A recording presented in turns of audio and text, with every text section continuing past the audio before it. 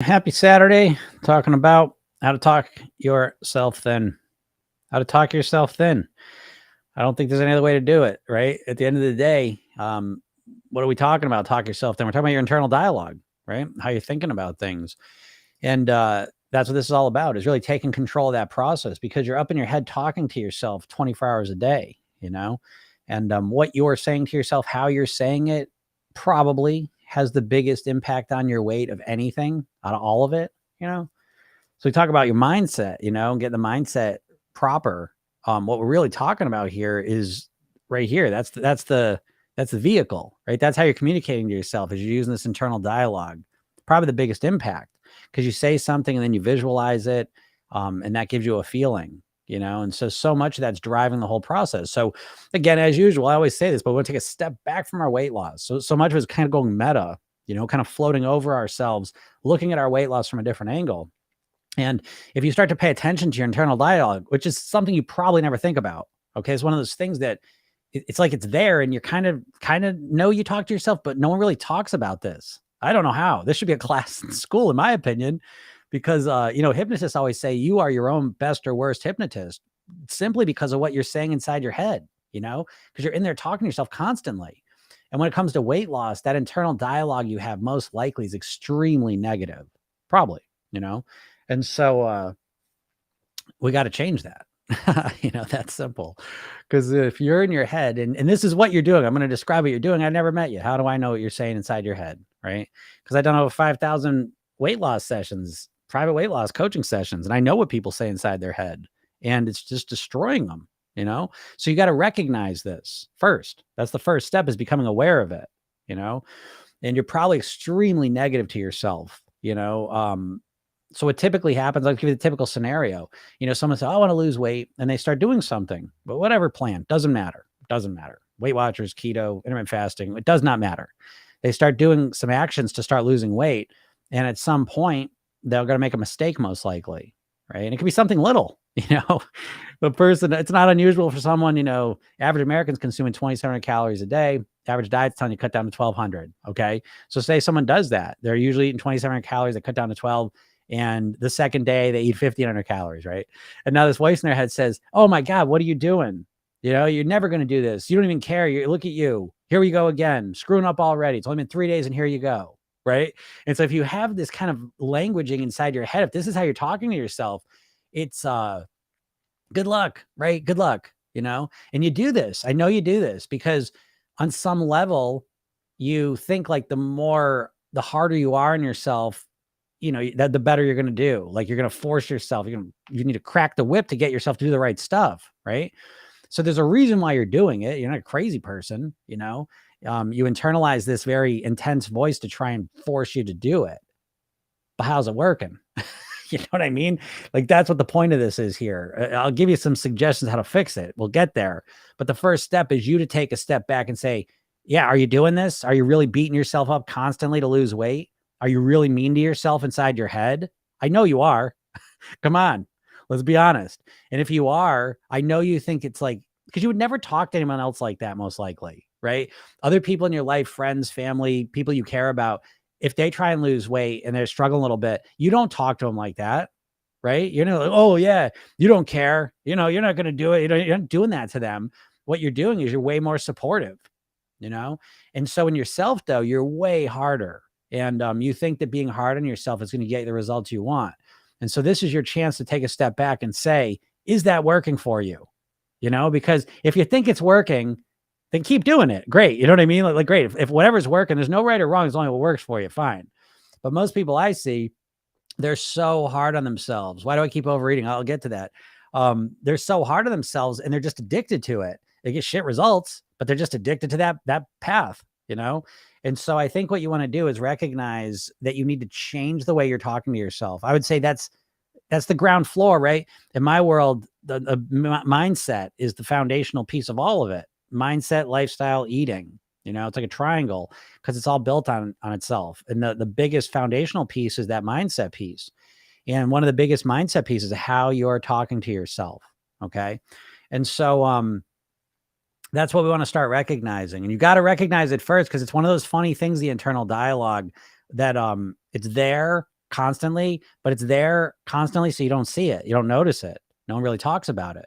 And so as you start to pay attention to your internal dialogue and start shifting and changing it, that's where sometimes you have the most leveraged, start getting yourself the most leveraged results. It changes everything, you know? So what is the alternative, right? This alternative. So I'm going to break this down into you kind of metaphorically. Hopefully this will make some sense to you, because I want to give some context to the way that you're speaking to yourself. All right. And so typically, right, I'm going to throw some transactional analysis theory at you. This was a process created by Eric Berne in the 70s. And I think this metaphor of this context of understanding the voices in our head can be very, very helpful. So the idea is that we have a child, a parent, and an adult. And so the idea with the child is the child's kind of the part of us that wants to change, right? Doesn't like our weight, doesn't like how we're feeling, and wants to change, but it's like a child. And so it goes to make some changes. And then that parent voice, a lot of times we can have a good parent voice and a negative parent voice. And a lot of times the parent voice we're hearing is the negative one. And it's just always just like very, a disciplinarian, right? Just yelling at us, telling us what we're doing wrong, barking at us. Okay. And this becomes the dynamic that most people trying to lose weight live with. They have this part of us, I want to lose weight. I want to do something. Okay, I'm going to do this. And you try and you kind of feel fragile and like, okay, let me try this. And then as soon as you make a mistake or you don't get the results fast enough, this other voice comes in and just makes you feel terrible. Right? It's like, you're not doing it right. You're never going to do this right. Here you go again. Just like the last time. You can't stick with anything. You're not ready to. And it's like this voice just beats us down. And so what do? The child can't stand up for itself. It's literally like a child voice. I'm not going to go into all the details of this, but I promise you it's fascinating stuff. It's literal. And so what we want to do is we want to develop this third voice, which is the adult. And for a lot of us, we didn't have an adult voice necessarily growing up, a supportive, encouraging voice, helping us find solutions, helping us to find problems so that we could find better solutions and get the results we want. And we want to develop that voice. That's probably more important to your weight loss success than anything is developing a voice in your head that's this adult voice, a coach voice that's supporting you, encouraging you along the way, because you're going to make mistakes. Okay. There is no perfection. So this idea that you're just going to have this like scorekeeper almost, this parent just always calling out when you do something wrong, telling you doing something wrong, that's not helping us. We need to be supported, guided, encouraged along the path. And so you develop this voice where we make a mistake and this voice comes in and says, oh, hey, okay, I know we want to lose weight. I know we want to eat better. What happened there? How can we do this better? What are some other things we can try? Let's take a step back and look at the big picture. What other things can we do to influence and get the results we want? Wow. Right. So this adult voice becomes very encouraging, very supportive, becomes very solution oriented. We're going to have struggles and challenges and problems. That's the process of growth and learning. That's what the process of weight loss is. It's not this, give me the plan, I just got to follow it. No way.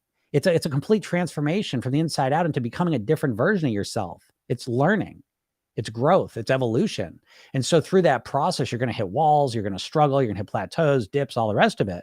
And so when that happens, what do you think is more supportive? This voice just making you feel like shit, or a voice that helps encourage you and move you through the process?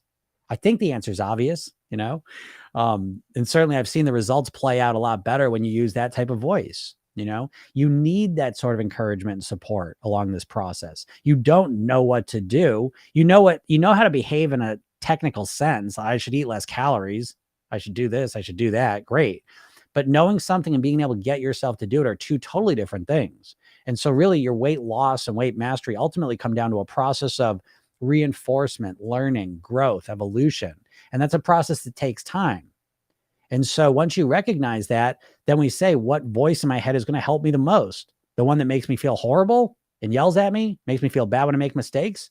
Or the one that helps me learn from my mistakes and grow and relax and evolve and see the bigger picture? Again, I hope the answer is obvious, but which voice are you relying on, right? Which voice are you using? I think we know. I know. It's always the same story. And so, everything changes when you change that voice because it's controlling everything. It's so amazing. That voice literally is more important than reality.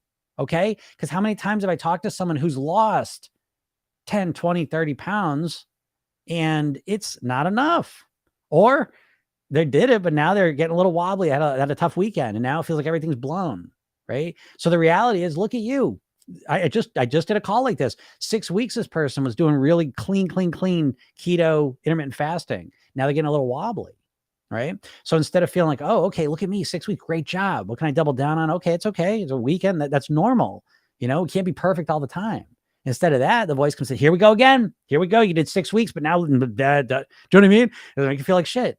And it's like, there's no winning with that voice. It exists to just make you feel bad.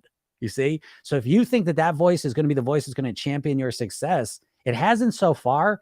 I don't see what changes that all of a sudden makes it a helpful voice that brings you towards your goal, you know? So, to me, it's like right from the beginning, anytime you're thinking about seriously losing weight and mastering your weight, it's got to start with this mindset piece. What are you saying to yourself? What helps you the most move you towards your goals? How are you going to deal with the mistakes, with the backslides, with whatever, choosing the wrong food, eating too much, you know, whatever thing we do wrong, you know, because it's going to come up, you know, but instead, most people are approaching their weight loss like they got to be perfect. And if they're not perfect, what's the point? You know, so it's a screwy, you know, mindset. A lot of people have a weight loss from the beginning. But today we're just talking about the internal dialogue, at least at this moment here. So you start noticing at first what you say to yourself, because you'll be surprised at just how mean you are to yourself, just how ridiculous you are with yourself. You would never say these things to another person in your life, most likely. And yet you are giving yourself a steady, constant diet of negative stuff in your head and thinking that it's going to bring you to some amazing result. You know, I always tell people you can't hate yourself healthy, you know, and that's another piece of that whole voice. Sometimes just hating your body, you know, hating how you look, hating your thighs, hating your arms, whatever part of your body you hate, right? And it's like, starting with that hate, at what point does that hate turn into love? I say never. You know, you have to start with the love. You have to nurture that love for yourself right from the beginning and make this a process that's fueled by love for yourself, as opposed to hating yourself, hating how you look, hating how you feel, you know? And again, you can start there if you want, you know what I mean? But as soon as you can, you've got to flip it over. I would suggest you flip it over to the positive. What do you want? How do you want to feel? How do you want to live? You know? And you start identifying how you want to feel, how you want to live, how you want to look. And you connect to that as often as possible. And you operate out of that space. And you realize that you're going to have back steps. It's not a straight line of success. It's an ongoing process that you commit to. And you grow and evolve and you change, you know, in your own time frame. It takes time, you know. Our time frames are so screwy when it comes to weight loss.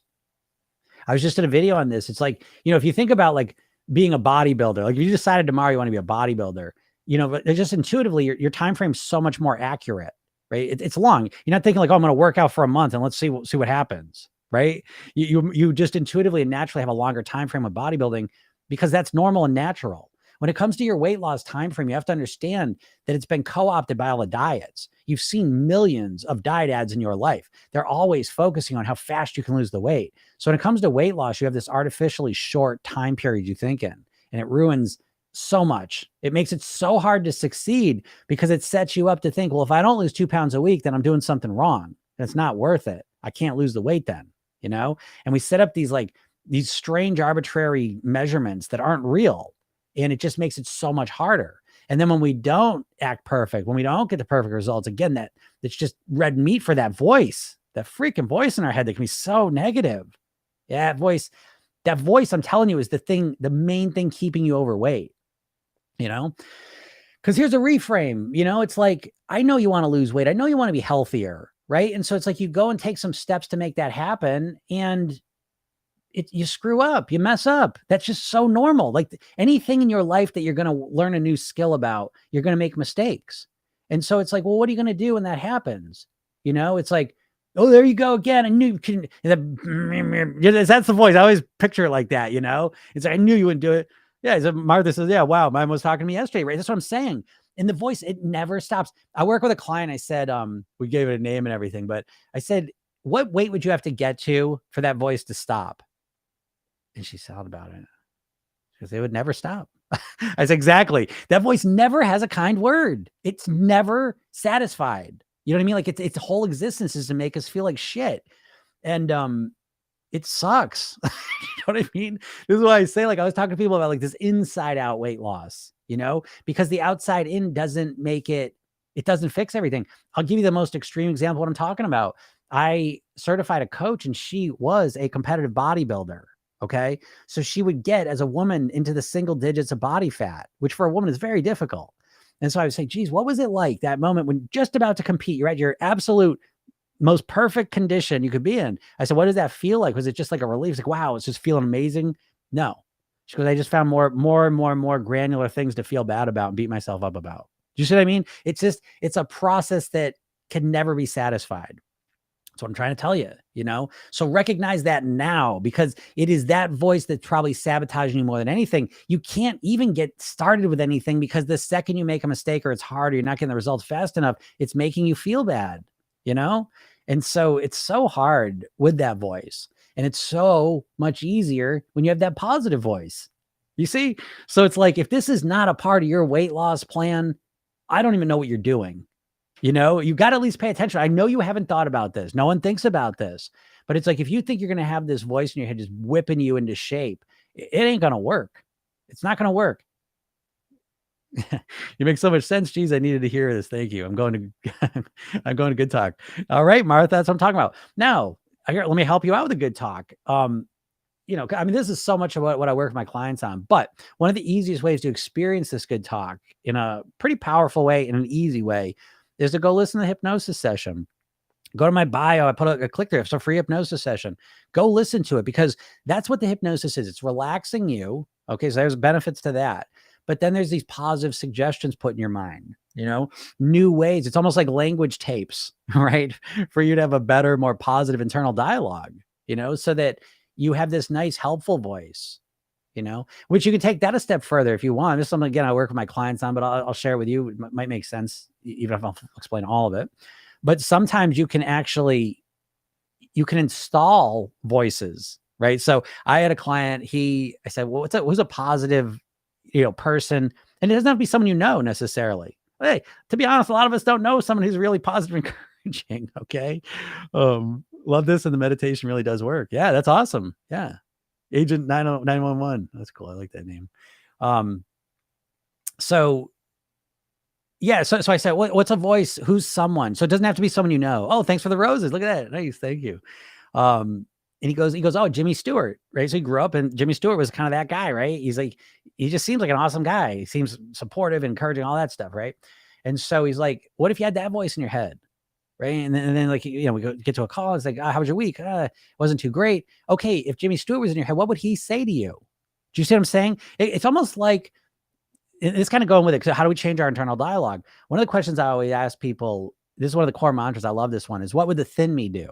And it's kind of like, it's a takeoff on, remember years ago that what would Jesus do? I don't know if that still is popular, but what would Jesus do? But what's that question? It's causing us to think in a different way, right? We're connecting to that level of thinking and seeing things from that perspective, you see? And it can be very powerful, if you use that sort of thing. So if we want to lose weight, the more we start thinking as the person we want to be, we start developing. It's literally, I swear, so much of weight loss and specifically weight mastery, living at your goal weight for the rest of your life, is about almost becoming fluent in another language. And that language is positive encouragement. A lot of my clients will say, like, I hear your voice, Jim. You know what I mean? Like, I'll hear it. And again, we always learn through contrast. So again, that's a big part of like my program. You hear my voice loud saying lots of positive stuff. You ain't hearing this positive shit anywhere. Like, you're not. Where are you hearing positive stuff about your weight loss? Because even that's the fitness trainer. And again, there's a time and a place for them. It's great. But it's like, who wants that? It's fine, but it's like, oh, it's always that crack in the come on, you got all right. There's a time and place for that, fine. But what do you do when you're feeling exhausted and you're, oh Christ, it was a hard week, you know what I mean? Oh, a difficult month, difficult year. Oh, I'm wiped out. Well, what's the voice then? Oh, I don't want to hear that personal trainer voice. We definitely want to hear that negative voice. So what's a positive voice? Positive voice. Hey, it's okay, man. Jim, it's all right. It was a tough week. Relax. Not, hey, Jim, is a tough week. Hey, let's go get shit faced. Hey, let's go eat a bunch of food. Not that. A healthy, positive voice. I always joke, there's kind of like two voices in our heads a lot, and they both make us overweight. And I joke around. I did a training on this one time. One's like the wicked stepmother in a sense. And it's like, excuse gender out of it, but the wicked stepmother type voice could be a wicked stepfather, just a mean ass voice, right? And it's always just beating us up, making us feel terrible. Right? And it's like, oh, that obviously that drives us to eat, by the way, because it makes us feel so bad. We say, oh, I feel so beat down. I'm going to eat some food. I just want to feel better for a minute. And then we go to the food.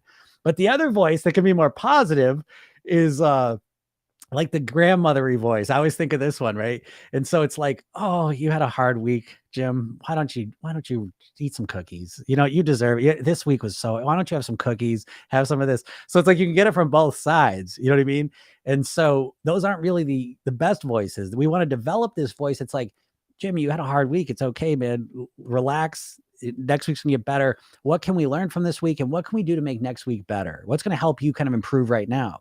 And it's, oh, I gotta take a nap. I'm tired. This is a long week. Drink some water, kind of get myself hydrated. That would be helpful. Just relax a little bit. Take a minute here and just kind of quiet my mind and body down. Oh, relax my shoulders. Oh, that feels nice. It was a tough week, what else can I do? Just I'm saying, like that's the kind of voice we want to get, right? Again, I don't know if you all had this growing up. We all know Mr. Rogers, right? But that guy, he came right when I was a kid, and I used to get to watch him, and such an inspiration. And then you learn about him too. And it's like, he just wanted to help people deal with their emotions in a positive way. And we live in a society that doesn't really do that, And so here we are, we never really learn how to deal with our emotions. And, so we use these shitty strategies, just beating ourselves up, or we say, oh, it's okay, let's just eat a bunch of food. But we're getting kind of in that level, we're getting trapped. Everything's about the food. Everything's about just put more food in our mouths. And so we want to develop this higher consciousness, this higher level voice that is more encouraging and supportive and nurturing and helpful in helping us reach our goals in the most effective and enjoyable way possible. Right. So it is a process. I wish it was just simple, but it's a process. And, again, what I do, part of my programs, there's a lot of hypnosis with it. And part of my program is called the imprint part. And we imprint the subconscious mind with these positive sayings. I call them mantras, these positive weight mastery mantras, these ways of thinking, so that you naturally and automatically start to make the changes you want to get the results you're looking for. But we want to do this in a way that's enjoyable and fun. Right? 2 words that no one ever associates with weight loss, right? Because everyone thinks it's a miserable process. But now you're seeing, right? It's a miserable process right from the get-go because of the way you're talking to yourself and approaching it right from the beginning. It's like when you start this diet, it's like you just hired like this intense, who is it? Like, was it Jillian Michaels? What was the one, The Biggest Loser, right? Jillian, I forget her name, right? But so she's intense, and it's like, yeah, okay, you get some results. You get some results for these people, but it's like, at what cost? You know what I mean? Like, it's like that model of thing. Again, I'm not knocking. I mean, for each and every person, there's a solution, but I think that's like the only solution a lot of us have. It's like, well, if I'm going to do it, okay, no bullshit, we're going to do it. And then we develop this voice in our head that's always driving us and pushing us. And it's like, then life happens and we're tired or we're sick or we're exhausted or life's just bullshit coming at us full force. And it's like, we can't meet life at that level. What do we do now? Just opt out, and that's when we need that voice the most, that nurturing, encouraging voice. Right. So ultimately, again, the first step I tell you is to just start paying attention to how you're talking to yourself and how that makes you feel. So usually we have to do this backwards. Honestly, you have to notice how you feel first and then focus on, what am I saying to myself to feel this way? So when you feel super down, depressed, frustrated, stressed out, that's when you say, wait, because every time you're feeling something, it's a result of what you're saying to yourself. That's kind of a simple, there's a little bit more to it than that. But the easiest way you can think about it is what you're saying to yourself and what you're imagining visually in your mind is making you feel what you're feeling. And so that goes forwards and backwards. So when you notice you feel depressed, stressed, sad, whatever emotion you're feeling that you don't like, and you're like, oh, I don't know, why do I feel this way? I promise you, it's because of what you're saying to yourself and what you're thinking about. And if you change that, you'll change how you feel. Okay. But the first step is awareness, just putting that connection together so you can realize when you feel overwhelmed, when you feel stressed out, when you feel like you can't even start another diet, pay attention to that voice in your head. Cause I guarantee you it's just putting the screws, all the rest of it, Why are sweets so much more comforting than a carrot? All right, Martha, that is a good question. Let's use that as a jumping off point. So I'll get to any questions you all have. Feel free to ask them. And I will answer them. So why are sweets so much more comforting than a carrot, right? This is such a great question. Because again, if we take a step back, if you think about how you've been trying to lose weight, you have had one tactic you use. You use your willpower to try and force yourself to act a certain way. That's it, right? Whatever plan, there's always different plans. Oh, this time I'm going to try Weight Watchers, and I'm going to try keto, and I'm going to try intermittent fasting. You're always trying a different kind of tactic. But if we take a step back, the process is always the same. It's you using your willpower and trying to force yourself to follow this new plan. You've got to see this, okay? Because the difference in the diets can trick us sometimes. And we start saying, oh, I've tried everything. I've tried everything to lose weight. Nothing's working. Well, you've tried lots of diets and none of the diets are working, but at this point, you're so hypnotized by the diets that you can't even separate weight loss from dieting. You can't even imagine losing weight without a diet at this point. This is one of the reasons why you're so stuck. So again, it's important to take a step back and look at it and say, regardless of what the tactic is, whether it's to not eat carbs or not eat fat or eat Mediterranean food or to not eat for 12 hours or whatever it is, it doesn't matter what the details are. The process is always the same of you trying to force yourself through your willpower to stick with that plan. And that's a short-term approach that rarely works. So what we want to do is take a step back and start to understand, what are we working with here? What are we working with? Our brain, our body, right? You've got this evolved brain and body. And once you understand that, and you understand some of the factors, you can start becoming strategic. Okay. So why does a cookie make us feel one way and a carrot that's healthier just kind of leaves us empty? Why is that? Because it tastes better. Well, why does it taste better? Right. And what it comes down to is understanding your brain, right? So why does a cookie taste better? Because it has more calories in it. All right. So you have to understand that your body and brain, all of our bodies and brains evolved over millions of years in a food scarce environment. So everything about us has evolved and adapted in a food scarce environment. You have to understand that, because that's how we make sense of things. So why would more calories taste better than less calorie food? Because if we got more calories in a food scarce environment, our chances of survival go up, right? And so what happens is when you eat the cookie and it tastes good, because as you eat the cookie, you now know your body knows that cookie has more calories in it. And when you eat more calories, your brain releases more dopamine, and dopamine is what literally makes you feel good. And so you feel good while you're eating this cookie because your brain wants you to eat more of this cookie because it still thinks you're in a food scarce environment. So it wants you to eat more calories because it's your body and brain are like, this might be the last calories we ever get. Do you see what I'm saying? And so once you understand this, I think it's important, because otherwise you just, like, if you don't understand yourself, what the word I always hear people say, well, I'm sabotaging myself. Why do I keep sabotaging myself? Well, are you sabotaging yourself? Or is that just how your brain and body have designed to work? And so once we understand how we work, we can become much more strategic. Okay. But this is a big part of it. Yes. High calorie foods are almost always going to be more enjoyable because your brain releases dopamine. Take it that it's not even the flavor, by the way. You have to understand that they did an experiment with mice where they put tubes right into their stomachs. So they didn't taste the food. And if they put high calorie foods into their stomachs, they released more dopamine. Less calorie foods into their stomach, less dopamine. Okay. So you understand that. So your brain wants you to eat more food because they still think you're in a food scarce environment. They don't understand we're in food abundant environment, and so our brains and bodies have not caught up to that, and they ain't gonna. Okay. So what you have to do is just recognize that. And we have to reset our goals a bit. We have to override some of those biological evolved adaptations that are influencing us to overeat. Okay. And this is why, so if we stick with this idea of like understanding your mind and your body, the more you understand your mind, you can be more strategic with how you're going to make this happen. Because the idea of just using willpower is a very ineffective approach, right? So just to kind of talk a little bit about the mind in a real simple way, you have a conscious mind and a subconscious mind. The conscious part of your mind is your logical part, your prefrontal cortex. It's where your executive functions is. It's where your willpower is. It's a part of your mind that knows you should lose weight, wants to lose weight, knows what you should do, and tries to get you to do it. But as your subconscious mind is truly in control. And your subconscious mind is not logical and rational like your conscious mind. If it was, all you would need to know is that I want to lose weight, and then you would just do it, right? This is the big challenge you have, by the way, right? You want to lose weight. You know all the reasons why. Think about this. This just goes to show, by the way, that the diets are like a carnival game. They never give you what you really need to change, which is the mindset piece.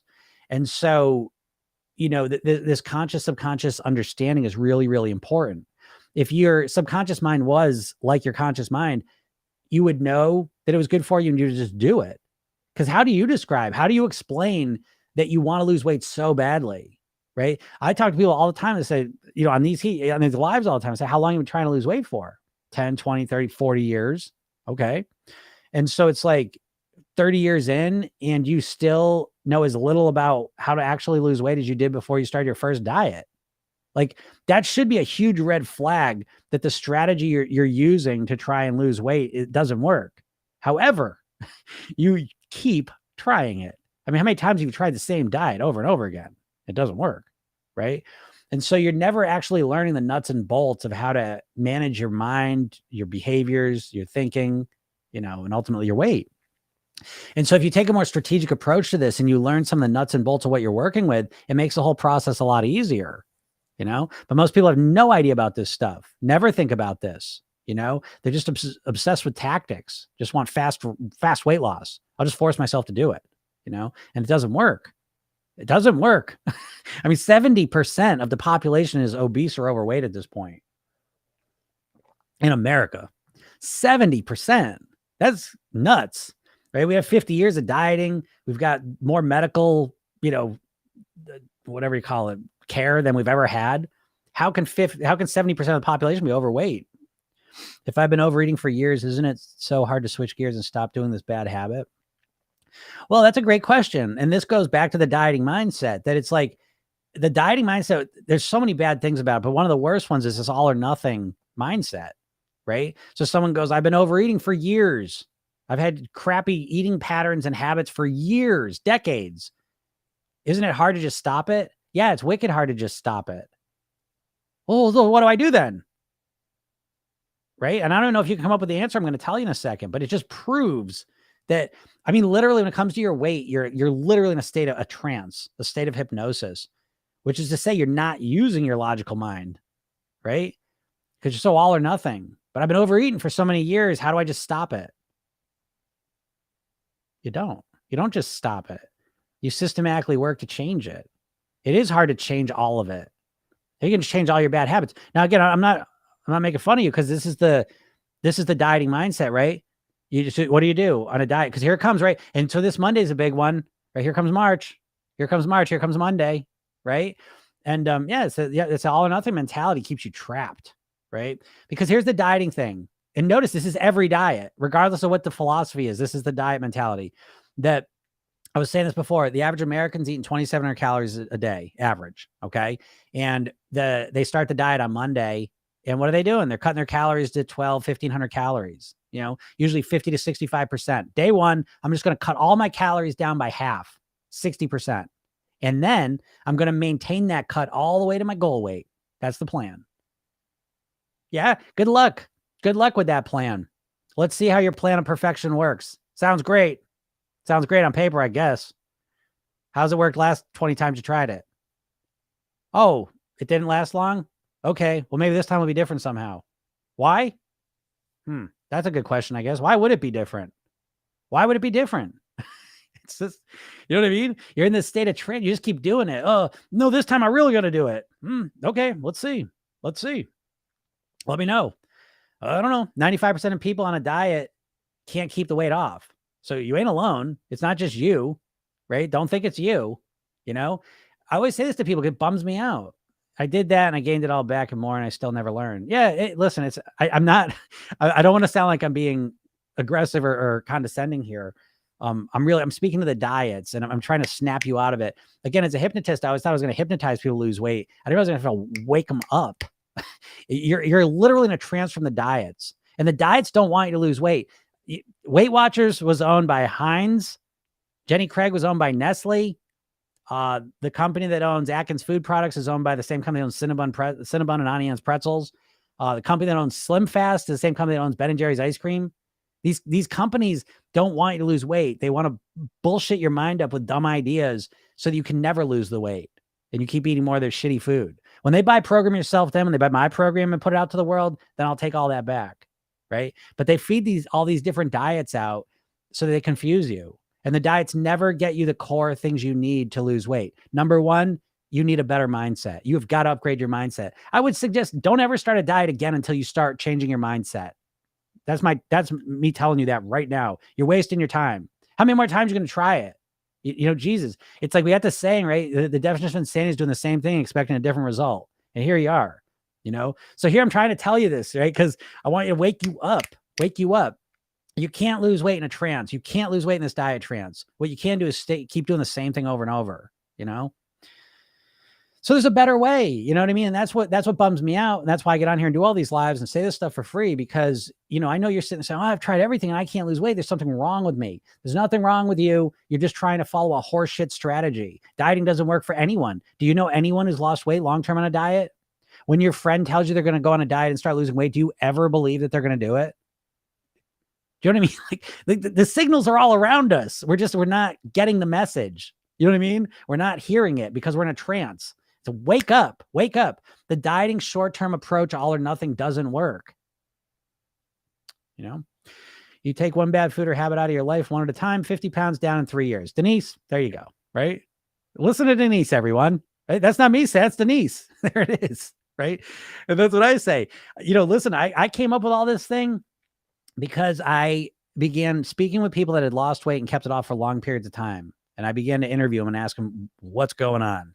And I did it with an approach on their subconscious mind, their thinking, how they thought about themselves, how they thought about food, how they approached their life, their health, how they thought about all this stuff. It wasn't tactical. It wasn't like, I very quickly noticed when I began studying people that they didn't approach it like the diets. They didn't approach it that way. It was like they had transformed themselves. It became, they thought about themselves differently, their lifestyle differently, their health different, food differently, you know, mindfully. So you eat fruit. You can eat fruit, folks. The more fruits and vegetables you eat, the easier your weight loss is and the healthier you become.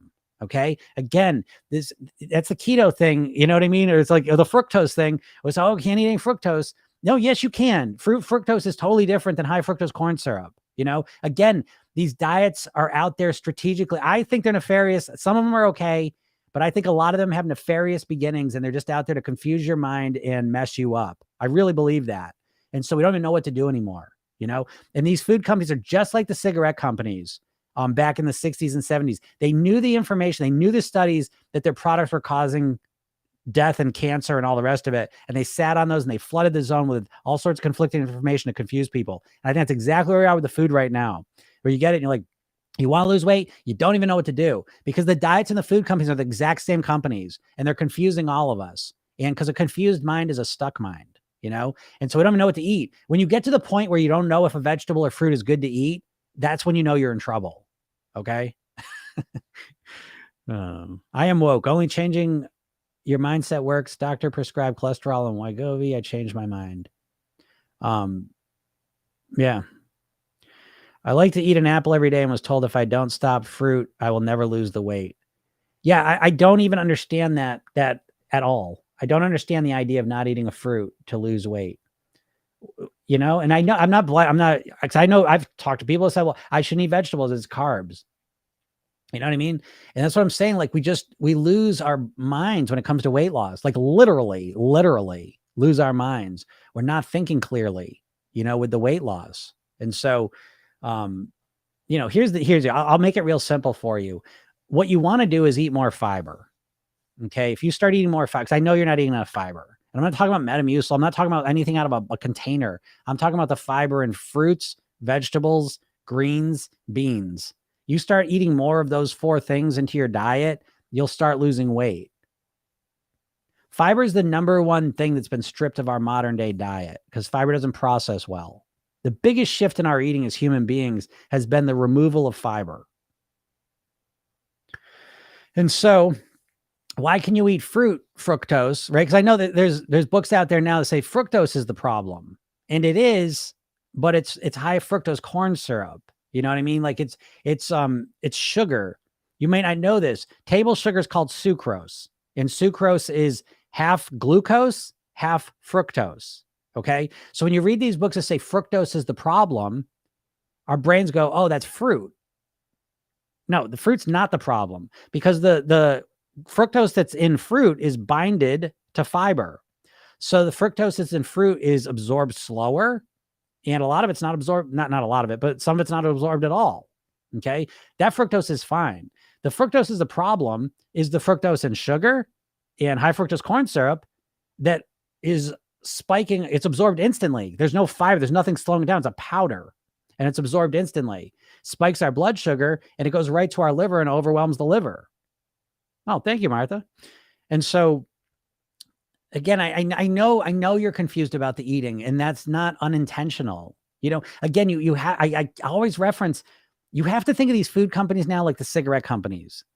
To be honest, they're literally the same. In the 70s, these cigarette companies divested. They knew all this stuff was going to come out about the cigarettes. And so they divested from the cigarettes, went into they literally, RJ Reynolds, I don't think they became a main partner, but they became a huge investor in Kraft.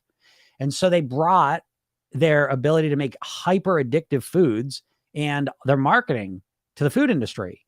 And you'll see, I'm not blaming them all for this, but you'll see, like, if you ever look at like diabetes numbers, overweight numbers, it all started right in the very beginning of the 80s. And it's skyrocketing, And so that's a big part of it. Thank you so much. You make more sense than many doctors. Catch you later. Yeah. Thanks, Martha. Again, I'm not a doctor. I'm not a nutritionist. I'm not a dietitian, but I am a hypnotist. And so I've been on the front line of helping people actually create the changes they want, because pretty much everyone knows to some degree what they should do and shouldn't do to some degree. The problem is always, can you get yourself to do it?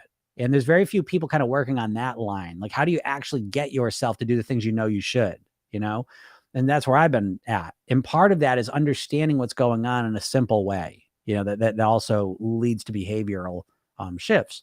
So yeah, but I know, like, people are very confused about what to eat, because every week there's a different study. Every week there's a different diet. I don't think that's unintentional. I think the food companies are behind a lot of that, and it just confuses us, And so it doesn't matter what the study says. It could say this one's good, but the next week it says that one's bad. And eventually I don't even know, and that's where a lot of people are. They're just apathetic. They don't know what to do. It ain't rocket science, unfortunately. I mean, that's a good thing, but don't make it harder than it needs to be. The more natural foods you eat, the easier time you're going to have. It's that simple, but once you realize that gets into the challenge of, well, how do I get myself to eat healthier foods? You may know that, but how do you get yourself to do it? And that becomes the mindset work. And so again, I mean, if you're looking to take a different approach on doing that, go to my bio and get the hypnosis session. It's free. Go listen to it. You'll see what it feels like, because you'll relax and you'll get these positive suggestions in your mind. And I can almost guarantee you that it'll have a residual impact on you, at least for a day or two. If you listen to it once, it'll have an impact for a day or two, or maybe 3.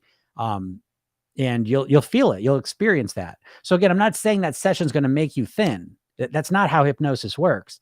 Hypnosis is just the process of influencing your subconscious mind. Okay.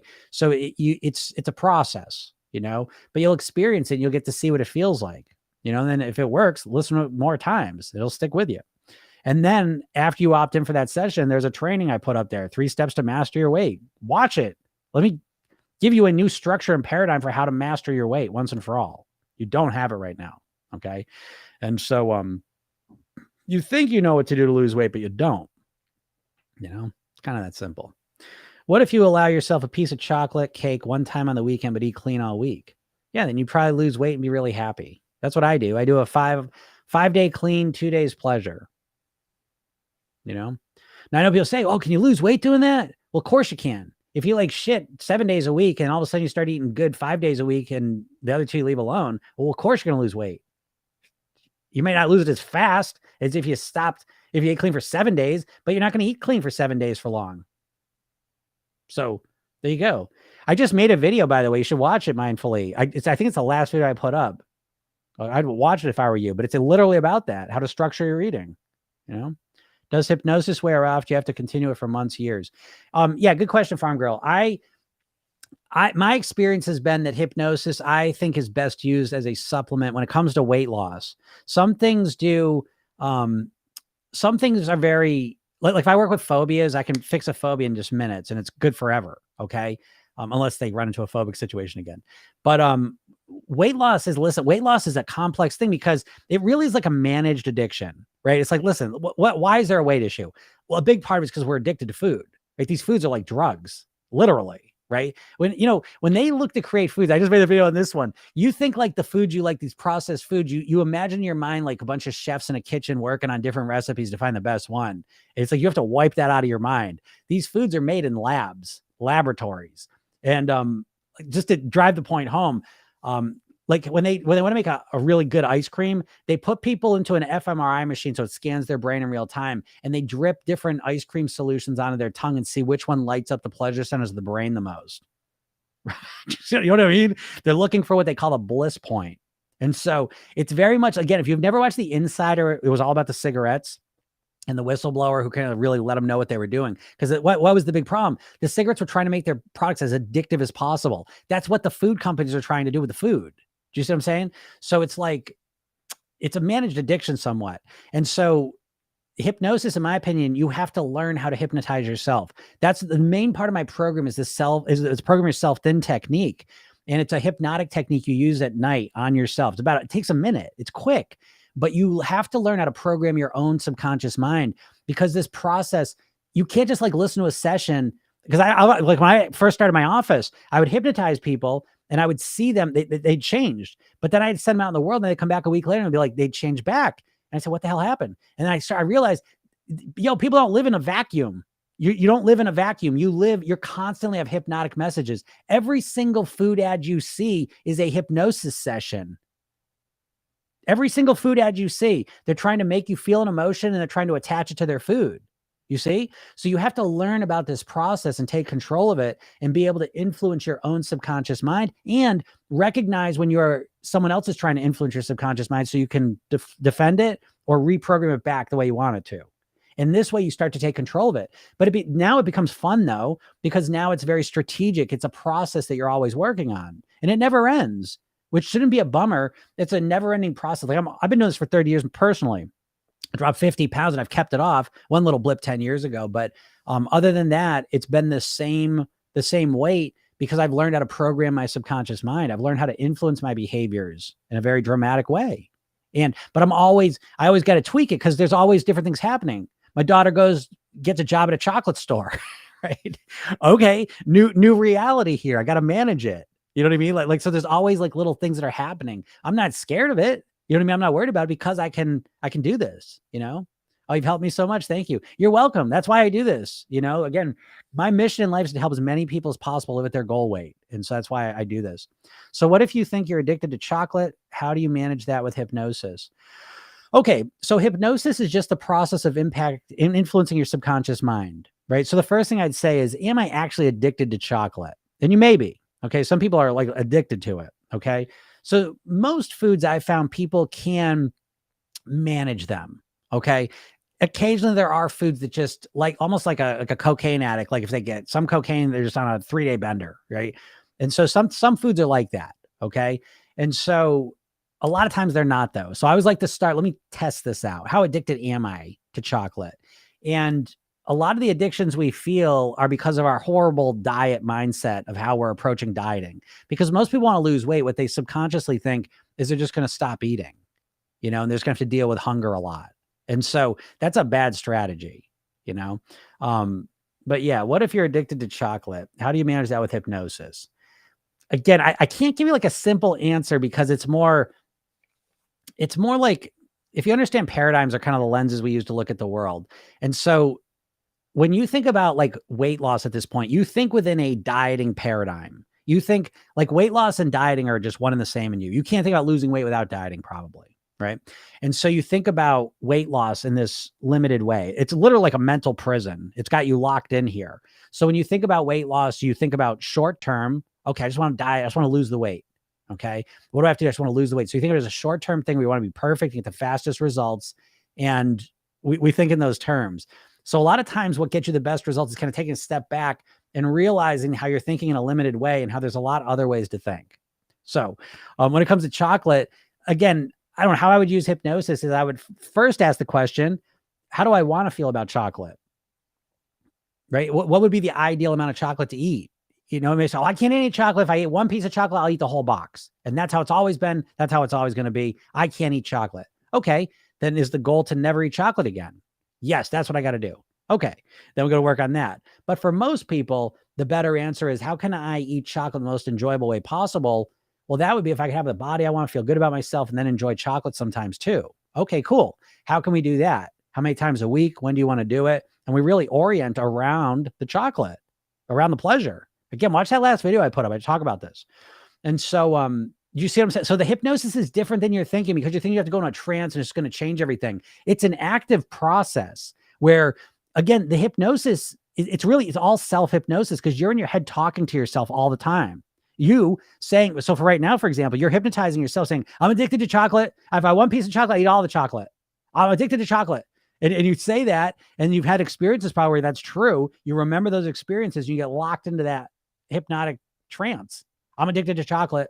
If I eat all of it, And so it's driven by that internal dialogue most of the time. Some people, occasionally, it is an actual real addiction, but most of the time it's a mental, what you are saying to yourself. Okay. And so the conversation becomes different. I'm not addicted to chocolate. I enjoy chocolate a lot, but it turns out that the most enjoyable chocolate I have is when I feel good about myself, when I'm eating it moderately and in the right places. That's how I want to eat it. That's how I want to live my life. I want to enjoy chocolate more than I've ever had in my life. And the way to do that is to feel as healthy as I can feel, to be in the body I want, to feel good about myself, and to enjoy chocolate as well. Now, I got to eat the chocolate more strategically. I can't just eat all sloppy all the time, because that's not even enjoyable anyways, And so you hear what I'm saying? That's the hypnosis. I don't want you to miss that. That's the hypnosis, Now there's more to hypnosis than that. That's kind of the initial level of just what we're saying. And then what we want to do to really drive things home is to use our imagination. Okay. But that's kind of the first steps to it. How do you feel about getting in high amounts of protein? That's another concept, and told get 80. I think the protein is overrated. We live in a world where the beef industry is so powerful and they manipulate our things. I would trade protein and that chasing of protein for fiber. I would put fiber into your diet. I can almost guarantee you're not eating enough fiber, because no one eats enough fiber. So fiber is the number one ingredient that's been stripped from our diet. Okay, because it doesn't process well. So yes, protein in terms of satiation of keeping you satisfied after you eaten it, fiber's number one, protein's next. Okay, then fat, then carbs. All right, that's how I would suggest it. This is pretty fascinating. Thank you. I'll check out your videos and website. Yeah, get the session, folks. It's free, right? Continue to at least 80 grams of protein a day. Yeah, again, I would not. The protein's fine, but it's listen, the keto thing, I can't, I don't want to get into this. I don't want to get on their radar, but I just think the protein thing, it's fine, but I think it's overstated. And I would definitely say the most understated weight loss dietary plan is to focus on fiber. Okay. And what do I mean by fiber? So, I made a video about fiber, and people are like, well, how do I get fiber? And I just went, wow, it's amazing that the most common ingredient in our foods for millions of years has been stripped from our brains, never mind just from our bodies, And so, what's fiber? It's vegetables, fruits, vegetables, greens, and beans. The more of those things you put into your body, the more satisfied you're going to feel. Why? Let me just explain this to you, because you don't know this. This is what I mean. Here you are. You all been trying to lose weight for decades, and you don't even know what I'm about to tell you. It's number one. Even nutritionists don't say this stuff half the time. I'm not keto, but I was told protein burns more calories. Well, I don't know about that. I don't know how protein burns more calories, short of maybe like it helps build muscle, and then muscle burns more calories.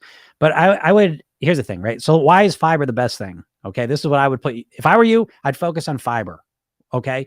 3 big reasons why, right? Listen to this. This is your tip for the day, right? This will probably what will take home the most. So the first thing is, when you eat foods that are fiber full, what happens is the calories are binded to the fiber. Okay. So the first thing is that the absorption of the calories is slower, which causes a slower blood sugar level going up, and your body can handle that much more effectively. That's key. The second thing is, because the calories are binded to the fiber, a lot of those calories never even get absorbed. They stay binded to the fiber, and we pass them through. So we don't absorb the fiber. And the third thing is that we don't absorb the fiber. And so what happens is that fiber stays in your intestines, and it makes you feel fuller. There's a thing called the ileal brake. And when your intestines are fuller, they send a signal to your brain that you're good. You feel more satisfied. Okay. Now compare that to the powders that you're consuming, right? What do I mean by powders? Sugar and flour. So you can eat a bagel and it's like, oh, it's a big chewy bagel. It's hard to eat. No, it's just powder. You eat that and your body it dissolves into your body. It's absorbed quickly, spikes your blood sugar. Okay. And then when you spike your blood sugar, your body has to release insulin to clear it out. Your body's not good at regulating the insulin. So it usually overshoots the insulin and then crashes the glucose. Guess what? Now you're starving. Now you eat again, another bagel, skyrocket, insulin, crash. It's this whole process. And along the way, you become type 2 diabetic, right? Because you're releasing so much insulin into your body consistently that the cells start to become resistant to it. So you have to have more insulin. And then eventually the cells in your pancreas that create the insulin can't produce enough. Now you got type 2 diabetes, you see? So it's like, instead of, worrying that, I shouldn't eat sugars, I don't want to be type 2 diabetic, shorten that process and realize as soon as you eat that sugar, as soon as you consume that flour, what's going on in your body in a minute or two, 5 minutes. You know what I mean? Shorten your consequence window to what's going on in your body. All right. I'm not keto, but I was told protein, burns more calories. Yeah. I mean, I don't know. So having oatmeal with, I added sugar be okay. I was told nope, it will turn to sugar fast. Yeah, I mean, listen, but here's the thing though. Here's the thing. We got to think long term, okay? So when I'm telling you this stuff, eat more fiber, eat less sugar, eat less flour, every time I'm saying that, I'm saying it in a strategic, structured way. Again, with the diet, we want to get on day one and do everything perfect. I suggest on day one, you pick one thing to focus on and work on improving that. They always say that most people overestimate how much weight they can lose in a month and underestimate how much weight they can lose in a year. Start thinking in a year-long time frame and start making strategic, sensible, strategic differences in how you're living and behaving and eating that you can maintain. No one's doing that. Everyone just wants to change everything at once, get instant results. And it's like, that is what's keeping you trapped on this wheel where you just keep doing the same thing over and over. You've got to recognize that, get off of that trap. And so, yeah, I mean, sugar, for example, adding sugar to different things, I would work on slowing it down. You got the 3 R's, right? Reduce, remove, replace. So you got 3 options for how to improve your eating. Not everything has to happen all at once. God, that's the biggest thing I'm always telling people constantly. Because again, the diet thing is always about instant, doing everything instantly. But the diet approach is a short-term approach, but yeah, oatmeal's great. Oatmeal's a slower. Now, again, you can track your blood sugar. You know what I mean? Look up the glycemic index, although people sometimes have a different response. You can look at the glycemic index, but your body might spike with some of these things, that I've seen that happen. But starting to notice, if you track your blood, if you are pre-diabetic, you are tracking your sugar, you are type 2 diabetic, start noticing which foods spike your blood sugar. Start educating yourself, calibrating yourself to what they do. Okay. But typically oatmeal is going to be a slower absorption, right? So oatmeal is good. Yeah. Added sugar, I'd start cutting that back. Right. And that's what I always suggest, is that start with your breakfast, clean your breakfast up as much as possible, meaning get rid of the sugars, get rid of the flours for breakfast, at least, 4 or 5 days a week, and start implementing more fiber, more fruit, more natural whole foods into your breakfast. And you'll notice a change over a week or two, maybe not weight wise right away. Okay. But it's, I'm not going to get into that right now, but again, you're probably only measuring your weight, as your main measurement, but there's other measurements you want to start looking at. If the only thing you're tracking is weight, you're going to have a hard time because your weight's unpredictable. And, if it controls all your motivation, it's a bad strategy, because you're going to have weeks when you don't lose the weight you thought you should have. And then that's going to make you feel depressed, and then you're going to get off track and all the rest of it. Glycemic index. Yeah. Even looking at those foods is that's a good thing to do right now. And then if you do check your blood sugar, then measure it, calibrate it against your own body's, how it works. All right. But yeah, so I'm going to leave you with that. But again, remember that what I want to tell you is I want you all to feel more hopeful. And I know you don't, but what I want you to realize, the reason you don't feel hopeful about your weight loss and you feel stuck is I want you to recognize that you're always trying the same method of dieting, of trying to change everything all at once, of doing these strict all or nothing plans. And it's unrealistic. Your eating is one of those complex things in your life. It's like saying tomorrow you're going to completely live a different life. You're going to go to bed different. You're going to start drinking more water. You're going to just do everything different. No, you're not. No, you're not. You're a human being. You run on autopilot. You have to slowly and systematically shift your thinking, living, and eating. And it takes time, and it takes strategy, and it takes time. and you're trying to rush it, and that rushing it, that impatience is what's keeping you stuck more than anything else. I've had labs and inflammation is low, but I want to keep it that way. Yeah, great. Yeah. Inflammation. I mean, that's the thing, right? That's another thing too. I find very helpful is this was the most profound thing to me is I started doing a lot of yoga. And I remember one night I ate a meatball grinder like 3 hours before I did yoga. And then I sat and did yoga, and I couldn't even do yoga because I felt so like I could feel like inflamed. I felt like almost like heartburn. I just did not feel good. My stomach didn't feel good. Nothing felt good. And that was such a game changer because I always ate at night and I always ate a lot. And I was like, I never felt bad before. And then I realized, holy shit, it's because I'm always distracting myself. Usually I'm watching TV. And so the first time I sat in a dark room with my body 3 hours after I ate a meatball grinder, I was like, oh my God, I feel so full. I don't feel good. That was eye-opening to me. I think a lot of times when you're eating stuff, 10 minutes after, you feel horrible, but you're used to it and you're distracted. And so you don't realize how bad it feels.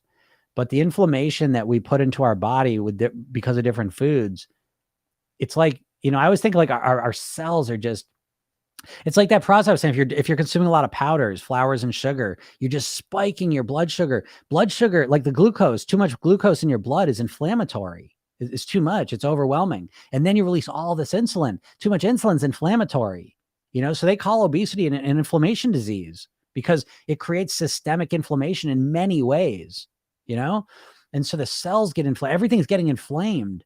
And so I always think like, that's why I like to eat less. I like eating less because it's so much easier on my body, eating these modern diets with all this, you're shoving this food in our body's constantly spiking, crashing, spiking, all these chemicals released in our body that cause inflammation. Our body's just crying out, it really is, so I'll leave you that with that kind of I don't want it to be a depressing metaphor. I want it to be an accurate metaphor. And the one I always thought that night, I've always thought of it since that night, that it's like my body is just screaming, please stop. I can't take it. It's like, I was thinking like I think of my body, and I suggest you think of your body like it's like a child. It's like a 3-4-year-old child, and it's just at the mercy of what decisions we make, and it's like we're abusing it with these foods. I truly feel this way. My dad died of a heart attack. I know I say this all the time because that's why I do this. I know that's why I do it. And it's like, I analyze I know that's why I've been obsessed with it forever. And I don't want you to die. I don't want you to have an inflamed body. I don't want you to like leave your kids. It was the worst. For what? For some food? You know what I mean? Like, I like food and I eat food systematically and strategically, but my health are a million miles ahead of the enjoyment I get out of food, But I think about my body, and it's like when I put that shitty food in there, I overeat. It's so stressful to your body. And if your body, it is screaming out, you're not hearing it because you're usually distracted. When you look at those blood sugar measurements, you're experiencing them in a disassociated way. But those measurements, that blood sugar readings, the inflammation readings, the blood pressure readings, those are all evidence of your body just crying and screaming out and saying, please stop. Right? Am I crazy saying that? Like, I don't want to bum you out, but I don't want you to ignore it either and then have to deal with something. Yeah, I can relate. Ate a steak one day and it just sat in my stomach. I was so bloated, felt bad. Yeah. Thanks for the wisdom. Going to check out your videos. Yeah, cool, Mindfully. Yeah, awesome. Like I said, go check that all out, folks. Get that hypnosis session. And I've been doing so much stuff. I've been doing this for 20 years professionally. And the last couple of years, I've really been doing a lot of private coaching. And last fall, I was sitting around. I was like, just kind of reflecting on life. Took a step back. I'm like, my mission in life literally is to help as many people as possible live at their goal weight. I'm like, I'm not working with enough people. The private, I'm not reaching enough people. So I kind of reshuffled everything. And I have a program. I redid that. And it's cool like the way it's done now because I'm able to work with everyone in my program. And the program's awesome. And so I put all it together and I released that January 1st. And then I was like, that freed up a lot of time where I could just do these lives, do TikTok videos, do YouTube, do the podcast, just get the word out, because it's really not rocket science. You know what I mean? Like, it's not the stuff I ain't a rocket scientist. So it's like, it's not really complex. It's more complex than you're used to. It's a more holistic way to approach your weight loss. But it's like, once you understand it, it gives you power. It gives you influence over yourself that you've never had, And so, anyway, so I've been really like getting the program out there that's kicked off. That's going so incredible too. Like the group coaching, everything's going so good with it. It is really good. But anyways, but the flip side of that is I give all the stuff away for free too. And so, and I'm kind of working back on that because I got the program kind of like I got the foundation, everything's kind of set there.